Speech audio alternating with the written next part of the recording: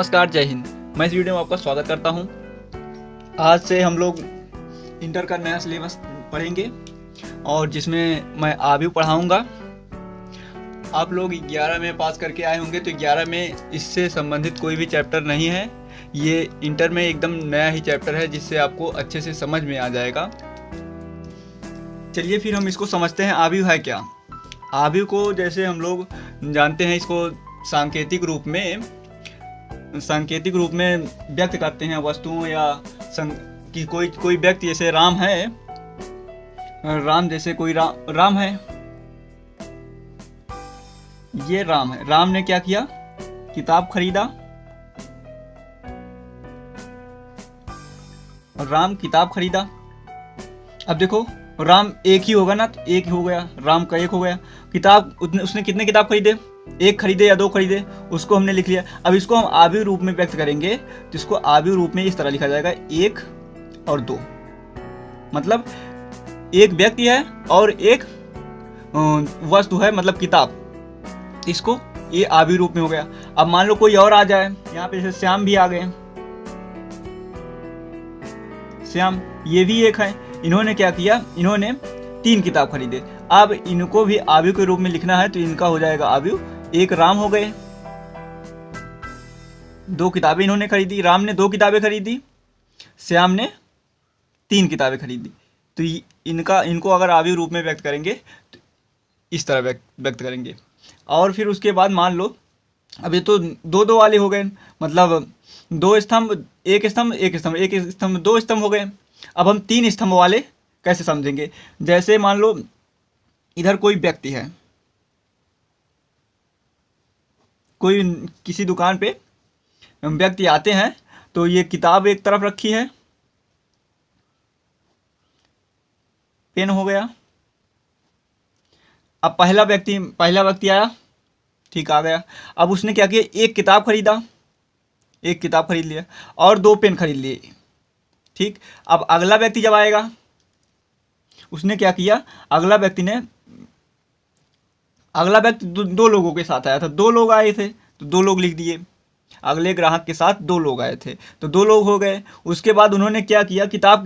उन्होंने किताब 3 खरीदे। तीन किताब खरीदे, कोई भी किताब हो, गणित, अंग्रेजी, हिंदी, कोई भी किताब हो। और फिर उन्होंने पेन पूरा 5 पेन खरीद लिया। अगर हम इसको आबिव रूप में व्यक्त करेंगे, तो इसका ये हो जाएगा 1 2 1 3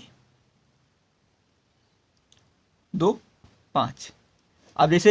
अब इसको जैसे पहचानना होगा, तो इसके अनुसार हम कह सकते हैं ये व्यक्तियों की संख्या है। व्यक्तियों को डिनोटेट करता कौन सा व्यक्ति आया, क्या क्या खरीदा। जैसे मान लो पहला व्यक्ति आया, उसने 1 किताब खरीदा, 2 पेन खरीदा। उसके बाद जब दूसरा ग्राहक आया, तो उसके साथ 2 लोग थे। 2 लोगों ने क्या किया? 3 किताब खरीदा। दोनों लोगों ने मिलके 3 किताब खरीदा और 5 पेन खरीदा। तो इस तरह हम कह सकते हैं कि ये किताबों का कॉलम है, ये पेन का कॉलम है, ये व्यक्तियों का कॉलम है। और फिर और समझते हैं, जैसे मान लो एक व्यक्ति और आया, एक ग्राहक और आया, उसने क्या किया? 2 किताबें खरीदी और 3 पेन खरीदे। तो अब इसको जैसे इन पूरे को अगर हम आबिव रूप में व्यक्त करेंगे, तो इसमें क्या करेंगे? एक ये हो गया, यही पूरा रहेगा ना। 1 1 2 2 3 5। अब फिर व्यक्ति एक और बढ़ा, एक ग्राहक और आया, उसने क्या किया? 2 किताबें खरीदी, 3 पेन खरीदा। तो इस तरह हम इसका उपयोग संख्याओं को एक आबिव रूप में इस तरह लिखते हैं। दिख नहीं रहा क्या? अब दिख रहा होगा, देखिए। जैसे इस तरह हम 3, अब इसका लिखे थे यहाँ तक 2 3 5, ये हो गया। इसको आबिव रूप में व्यक्त करिए। अगर एक ग्राहक और आया, उसके बाद हमको सारणी बनाना है, पूरे दुकान की आबिव बनाना है, तो हम इस तरह बनाएंगे, उसको आबिव रूप में इस तरह लिखेंगे। ये व्यक्तियों की संख्या दर्शाता है, ये किताब का दर्शाता है, और ये पेन का। अब हम इसको गणित रूप में क्या कहते हैं? गणित रूप में इसे कहेंगे हम, ये स्तंभों की संख्या है। मतलब C1 column, C1 C2 C3, और ये रो है R1 R2 R3, ये हमारे रो हैं। अब आबिव को हम कह सकते हैं कि संख्याओं और फलनों का, संख्याओं और फलनों को आयताकार रूप में, देखो एक प्रकार से आयताकार रूप में ही है, वर्गाकार में भी हो सकता है, आयताकार में भी हो सकता है। तो वर्गाकार या आयताकार रूप में क्रम विन्यासित रूप से लिखते हैं, क्रम विन्यासित रूप से लिखते हैं, तो उसे हम आव्यूह कहते हैं। तो आव्यूह को हम दैनिक जीवन में बहुत सारी वस्तुओं, जैसे इस तरह दुकानों उकानों में इसका प्रयोग किया जाता है, और बैंक में भी इसी का प्रयोग किया जाता है। बैंक वगैरह में जब बहुत सारी लिस्ट बनानी होती है सामानों का या पैसों का, तो इसी तरह उसमें भी आव्यूह का उपयोग होता है। अभी तक आप आव्यूह से संबंधित कुछ भी 11 में नहीं है, ये नया चैप्टर है, बहुत ही अच्छा चैप्टर है। इसको जब हम एक एक को करके देखेंगे तो आसानी से समझ में आ जाएगा। ये जो है, जो इसके अंदर लिखे गए हैं, जैसे हम इसको लिखना है कितने का है, जैसे तो हम इसको लिखेंगे, अगर सांकेतिक रूप में लिखेंगे तो इसको इस तरह भी लिख सकते हैं, आई और जे, और एक 2 3 1 2 3, तो इसको लिख देंगे 3 गुणे 3। अंदर क्या है, अंदर फलन है, तो हम एक प्रकार से कह सकते हैं इसको जो दर्शाता है 3 गुणे 3 मतलब 9, तो इसमें 9 फलन होंगे। देखो 1 2 3 4 5 6 7 8 9, तो ये 9 है। तो चलिए फिर आगे, इसके आगे चलते हैं, अभ्यास में देखते हैं। इसके आगे अभ्यास में एक एक सवाल देखेंगे, जिससे समझ में आ जाएगा कि किस तरह के सवाल होते हैं। जैसे अभ्यास पहला है, अभ्यास प्रश्न 3.1, ये तीसरा चैप्टर था, नया चैप्टर है, और बाकी प्रतिलोम फलन आगे भी पढ़ाएंगे। और जैसे इसमें पहला सवाल है, पहला सवाल का पहला पार्ट है, कह रहा है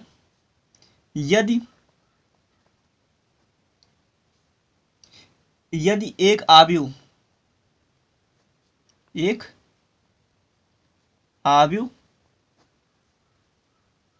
में पांच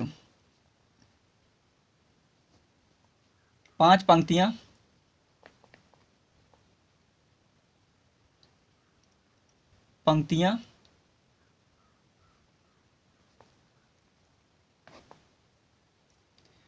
तथा प्रत्येक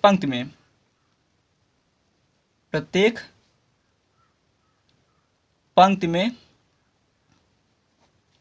3 अवयव हैं, 3 अवयव हैं, तो उस आव्यूह का क्रम ज्ञात कीजिए, क्रम ज्ञात कीजिए।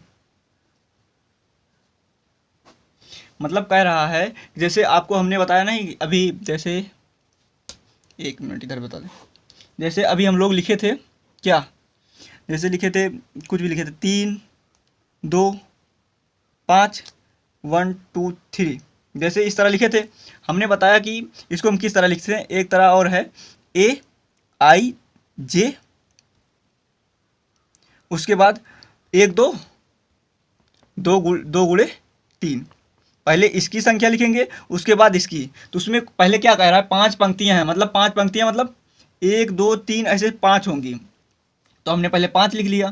पहले आव्यूह को लिखेंगे, आव्यूह बनाएंगे इस तरह, उसके बाद इसमें लिखेंगे आई और जे, ठीक, आई और जे लिख दिया। उसके बाद कह रहा है कि 5 पंक्तियां, तो पहले हमने 5 लिख दिया, और फिर क्रॉस गुणा, प्रत्येक पंक्ति में कितने अवयव हैं, 3, तो ये हो गया उसका क्रम, आव्यूह का क्रम 5 गुणे 3। इसी तरह जैसे और कहे, जैसे इसी तरह कहे दूसरा पार्ट है इसका, दूसरा पार्ट है बी पार्ट, एक आव्यूह में 12 अवयव हैं, 12 अवयव हैं मतलब 12 अवयव हैं, मतलब जैसे 15 अवयव अभी इसमें आते हैं। अब इसमें क्या है, पहले तुमको ये दे दिया है, जैसे हम मान लेते हैं m गुणे n कितना है, 12 अवयव हैं। तो कह रहा है कि उस आव्यूह के सभी संभव क्रम ज्ञात कीजिए, मतलब ये 12 अवयव हैं, 12, 1 2 3 4 5 6, जिसमें 6 हैं, इसके आगे भी जैसे 12 होंगे, तो 12 हैं तो उसके कौन कौन से क्रम बन सकते हैं, मतलब 5 गुणे 3 बन सकता है, कैसे कैसे बन सकते, इसको हम तोड़ेंगे। जैसे हम तोड़ेंगे तो 12 का हमें क्या करें, गुणनखंड कर लें। जैसे 12 2 से कट जाएगा, 6 आ जाएगा, फिर 2 से कट जाएगा, फिर 2 से कट जाएगा तो 3 आ जाएगा, फिर 3 से नहीं, यहाँ 3 से कटेगा, 3 से 1 कटेगा। ठीक, इसको हम क्या करेंगे, जैसे एक प्रकार से लिख सकते हैं, तो इसका हो जाएगा 2 गुणे 2 गुणे 3। ठीक, लेकिन हमको बनाना किसका है, इसमें 2 ही होते हैं, यम और यन ही होते हैं ना, तो यम और यन ही होते हैं, तो इसके लिए हम क्या करेंगे, इसका गुणा करा लें। 4 गुणे 3, तो पहला हो जाएगा 4 गुणे 3, कामा दूसरा क्या होगा 3 गुणे 4। ठीक, ये हो गया। फिर चौथा, अब इसके बाद तीसरा आएगा, 3 दूना 6 हो जाएगा, तो इसको एक प्रकार से लिख सकते हैं 6 गुणे 2 लिख सकते हैं, तो 6 गुणे 2 हो जाएगा। ठीक, और फिर 2 गुणे 6, और उसके बाद 1 गुणे 12, और कामा 12 गुणे 1, मतलब 1 2 3 4 5 6 तरीके से हम इसको आव्यूह के रूप में व्यक्त कर सकते हैं। 6 प्रकार से हम इसको आव्यूह के रूप में व्यक्त कर सकते हैं। इसके बाद भी एक और क्वेश्चन है, इसका सी पार्ट है। सी पार्ट में कह रहा है, सी पार्ट हम लिख दे रहे हैं, इसका सी पार्ट, यदि एक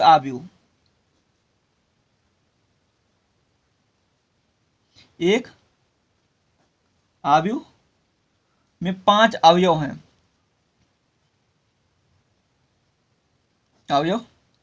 हैं, तो उसे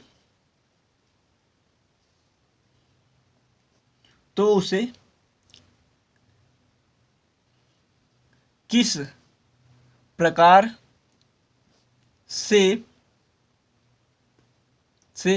आव्यूह रूप में व्यक्त कर सकते